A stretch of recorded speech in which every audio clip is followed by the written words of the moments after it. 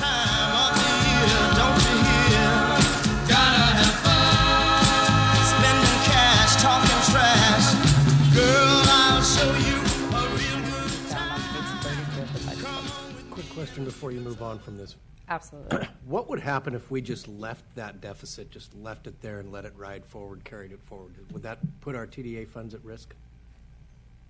If we left Yeah, we said we're not going to make a contribution from the general fund. We're just going to leave that deficit on the books. It wouldn't necessarily impact the revenue or the funds that you would receive from other agencies, the TDA or STA, but it would be a weakness on the city's own balance sheet because that money needs to be funded from someplace. So we would be looking towards that would need to be eliminated at some point over time.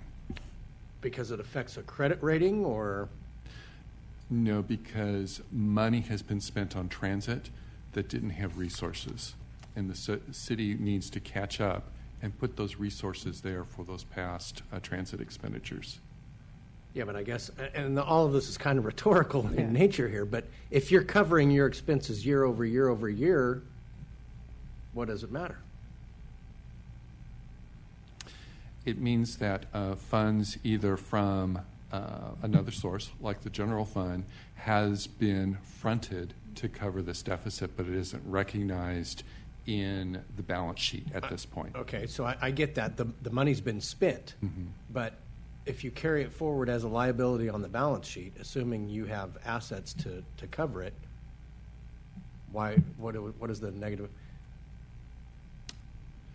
If you're referring to like the capital fixed assets that might belong in the transit fund, those cannot be, under TDA rules, be ever sold or used to take care of that deficit. They could only be recycled for future transit purposes.